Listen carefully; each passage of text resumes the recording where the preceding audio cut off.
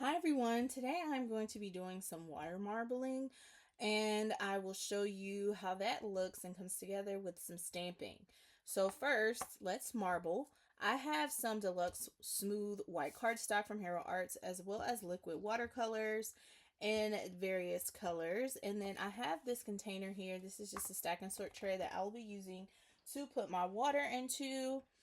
First thing I'm going to do is add some water. And I'm just making sure I cover the bottom of the container. All right, so I'm using white deluxe smooth cardstock, but you can use whatever paper you like. I just like the look of regular paper being dipped versus watercolor paper, because ideally you would think to use watercolor paper. So this is what one example I've created using watercolor paper looks like, and it doesn't swirl enough for me. But when I used some hammer mill, this is how things turn out. So I am going to use this deluxe white cardstock because I think it might be the perfect weight for what I'm trying to achieve. So I would like my colors to be more so on the side of the panel versus all over the panel. So I'm going to add in some watercolor and try to keep the white water in between. You can get different looks if you add the watercolor at different angles. If you just squirt it out faster, it creates a different look as well. But I'm just dropping things in. You can also swirl to get more of the effect that you'd like as well with the end of a paintbrush or like a wooden stick or chopstick. But I'm just going to go with the flow and show you the basic way of doing this.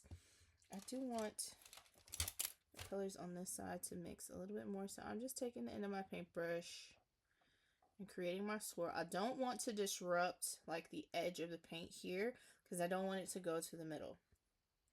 Also, if there are bubbles and you're able to pop them beforehand, try to do that because they will cause there to be empty spaces within your pattern.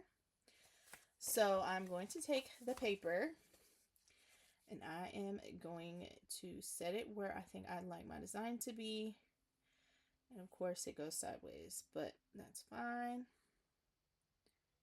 And then I'm going to lift up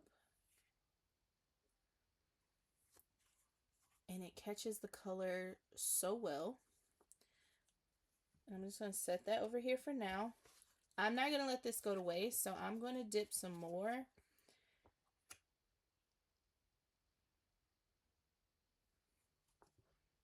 So we have this one.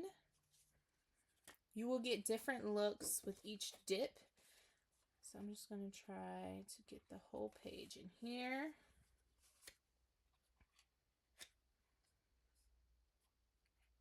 And if it's something you don't like, you can always let it dry and try again. So there we have that. And this is just using liquid watercolors, but look at this beautiful marbling. And it picked up so well.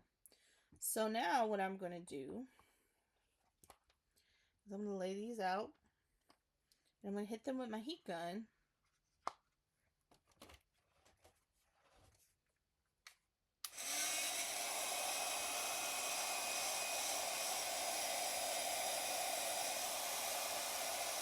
Once my panels no longer look wet, although they are wet, I'm going to set them under something to keep them flat and let them finish drying. If you don't have time for that, you can always flip it over and heat. And then once it's dry, you can run it through your die cut machine to flatten it back out. But I'm just going to set these to the side. Okay, so for the sake of experimenting, I'm going to try reactive inks. And I have the colors Taffy, Lemon Drop, and Sea Salt. I'm going to see if I can get my water to spread out first. I am going to add these in and see how they marble. because they do give a more opaque color. They move beautifully on top of the water.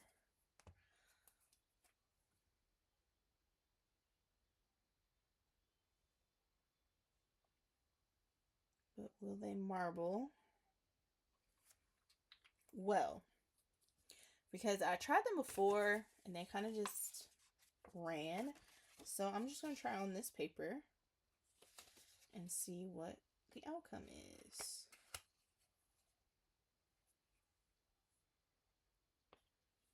And they too marble. Okay, so this is how things look once dry. My marbling is subtle here, and this was, I think, my third like swipe into the water, and I love this marbling the most. This was my first, and this was the second. I love this too. You can always cut these down to use them however you'd like, or get the portion of the panel that you prefer. And this panel was created using the Reactive reinkers. There wasn't as much marbling with this, but it does have the opaque colors. So if you are looking for a more effortless way of achieving that, and you have these watercolors or reactive inks on hand, then this is a method you can use. So I was able to create 2 panels from that one half sheet of cardstock, and then we have this panel as well. I want to use the February clear stamps and dies of the month, mainly the stamps. I don't want to die cut. Here is one of those panels. I love the faint marbling that is on here, and I am going to add some double-sided adhesive to the back so it kind of stays flat and holds its shape.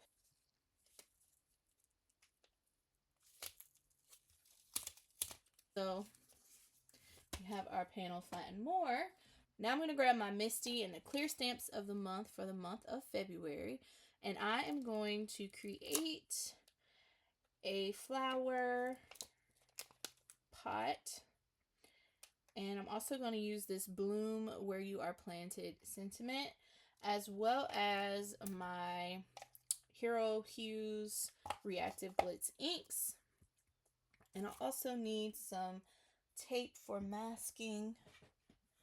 So I'm just going to grab a small piece of mint tape. So one side of my panel has more marbling towards the top, and then the marbling down here is kind of spread out. So that is mainly where I want my sentiment to be.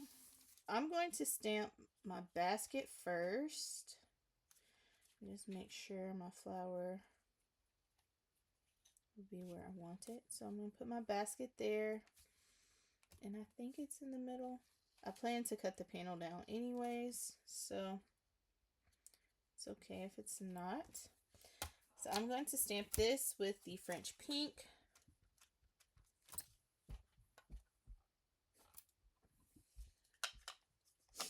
If you're using a marble panel like I am, please ensure that it is completely dry before you use any reactive ink, pigment ink, anything that will run because of the water.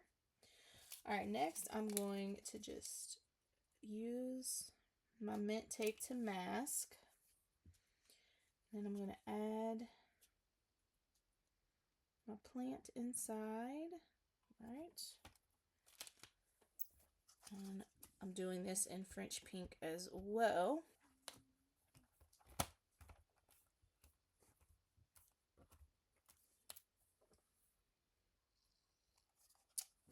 A little darker.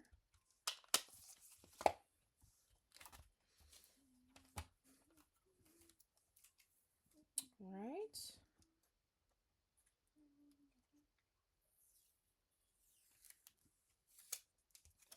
So now we have our flower in the flower basket. Just going to clean this up and grab my sentiment. For my sentiment, I'm using the bloom where you are planted, and I am stamping that in the Naples yellow. I cut my marbled panel down to 3 3/4 by 5, and then popped that up on some foam, and I just added that panel onto an A2 size panel of Azalea cardstock. To finish this off, I did go in with some clear enamel dots to add a little sparkle, and that is my completed project. I hope I have inspired you to pull out your liquid watercolors and try this marbling technique. You can find the watercolors and the stamps that I used in this video over in the Hero Art store, so head over and I am Natasha of Light Creations. Thank you for joining me. Have a great day.